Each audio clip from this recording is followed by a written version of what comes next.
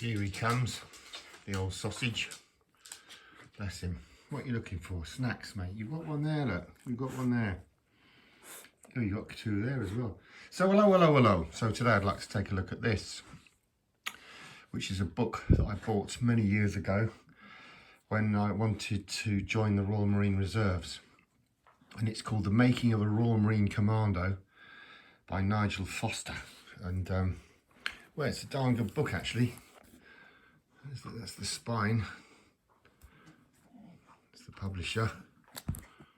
And that's the backboard. So let's have a look. See, this that's the chuggles or whatever they call it in the bits. You know, there we go. Some lovely pictures. Oh, yeah, that's a general purpose machine gun. You got the knockoff. Where is it? Somewhere you can buff. Do you know these guns used to fire so hot? That's it there. Look, that's the lever. That's to snap the barrel off, because the barrels used to get so hot when they were fired. I think it's a 7.62 round. When they were in constant use, you know, the barrels used to get so hot that they used to melt, and the bullet would then breach the metal. So they used to occasionally snap the barrels off. Obviously, that was in massive combat. It's Guild Publishing, London, was this book. Anyway, there you go. Look. From 1987. It's about the time. Well, a little bit later. I was 1990. Sorry, I've got to pick my nose. 1991. I'm going to put these bagels on the book now.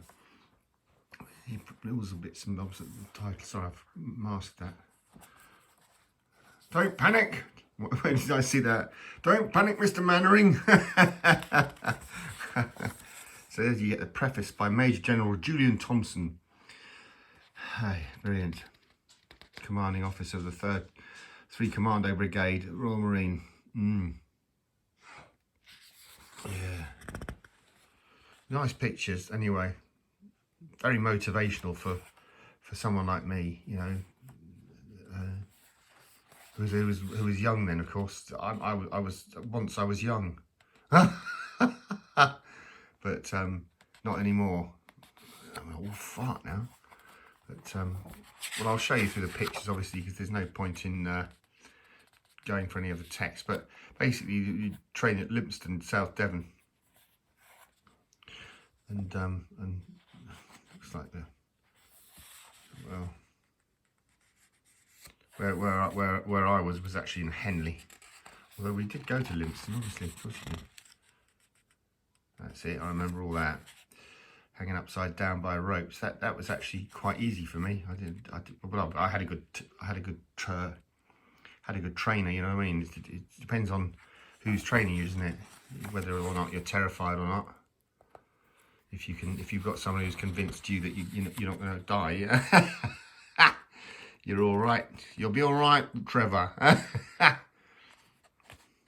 2 nods and yo-yos. There you go. The would-be Royal Marine, life begins at Lympstone. Well, it doesn't occasionally end there. Well, it does when they quit, but I don't think anyone. No, there have probably been a few fatalities, but sorry, there's a definite shadow here, but there's nothing I can do about it. It's training. I mean, most of my training was done on my own because I was a reserve. So they just expected you to do your own training, as it were, running and getting fit, so that then you could pass these specific tests. But anyway, I was training so hard that I got sort of adrenaline for this thing, and I loved it. But no, you've heard this tale before, but I then had a massive motorcycle accident which absolutely crippled me, so I couldn't consider going back to the course, unfortunately, which was a shame. Now that face says it all, I can tell you. That face says it all. There's fear written in the mouth, but there's determination in the eyes, and that's what it is. You're going to do it, and you're being yelled at. You're going to do it as well. That's the SA80, that one. That's the SA-80. That was very new then, mind you. The personal weapon, whatever they used to call it. So it's a lovely book. I can highly recommend if anyone's interested in that looks like a mess tin full of piddle, doesn't it? Whatever. That's my sense of humour. Yeah, he checks his feet before the final yomp. Yeah, you have to, because it's all about feet. I can tell you get blisters like you've not ever seen in your life. And that's quite interesting as well, abseiling and stuff like that. Going up and down rocks. That was all good fun. Yeah. I didn't go in as an officer. I just saw Cat caught that their young officer training curriculum. No, I was just, you know, a raw recruit sort of thing. You know, a bootneck as that I think they're well known as.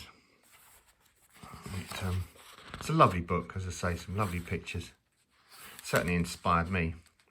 That's Live Tracer, that is. That's Live Tracer. And, digging in trenches. It's hard work. Oh, look at that. That's it. That's the face. That's the face towards the end of the yomp, you know what I mean? With the kit and all the rest of it, and you either make it or you don't. I mean, you either collapse.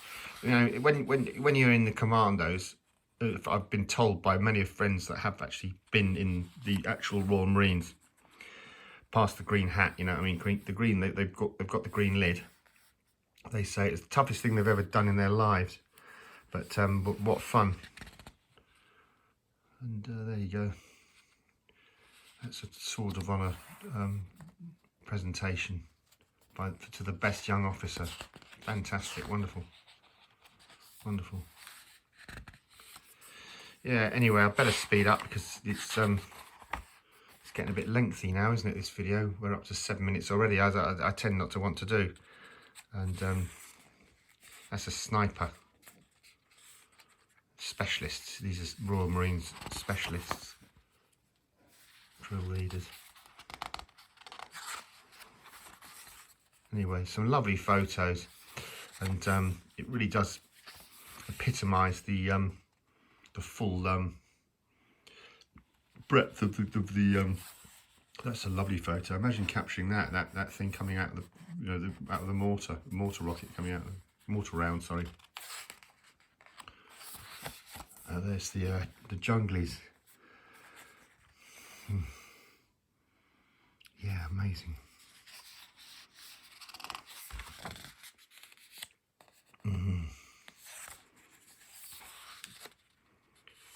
Yeah, I love this book. It's great.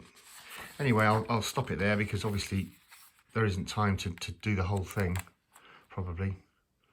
But no, I mean, if any of you are young out there and you want to, you're British and you want to join the military, if you feel like that's your thing, I can highly recommend that you join the Royal Marine Corps, because you'll get a huge amount of benefit out of it. I can tell you, they're a band of brothers, and you'll be friends for life.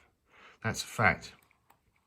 It's an experience that I've never had since I left, and yet I've still got. Although I had to leave, as it were, I've still got friends. That's the old Fairbairn Sykes knife. Although I had to forcibly leave. I still have friends. Well, some have passed away, sadly, because I'm an old fart now. I'm nearly 60. Some have passed away, but the ones that still are going, I'm still friends with them. Still Christmas cards, still, you know, occasional meetups and stuff like that. And I wasn't even in the full green lid commandos, so what it must be like for the ones that were, I can't imagine. Anyway, thanks ever so much for watching. This is getting up to 10 minutes now, and I really appreciate your views, very much so. And I'll have to let you know, if you've got this far, you're nuts!